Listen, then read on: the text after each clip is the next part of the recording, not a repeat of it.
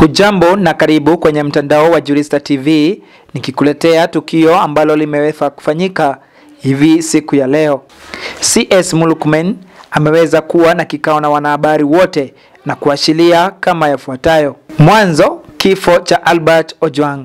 CS aliweza kuashiria kuwa kifo kilichotokea katika kituo cha polisi cha Nairobi Central wakati Albert Ojwang alipotekwa na polisi. Alitaja kuwa ipo uchunguzi unaoendeleshwa na IPOA kuhusiana na tukio hilo, na hivyo basi ana machache ya kusema. Pia kuhusu madai kuwa DIG Lagat afikishe nafasi ya kujiuzuru, CS alisema kuwa IPOA bado inaendelea na uchunguzi, hivyo hakuna ushahidi wa kutosha kushaulia au kuchukua hatua hilo.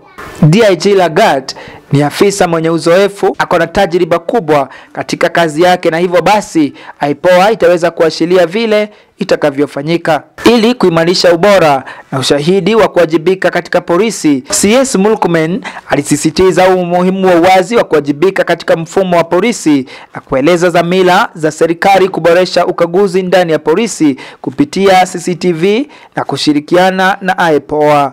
Alizungumza katika uteuzi wa DIG Lagat akiahidi kujiridhisha na kushahidi utakaotolewa kabla ya kufikia uamuzi. Ungana nasi hapa ni Jurista TV tukikuletea haya na mengine.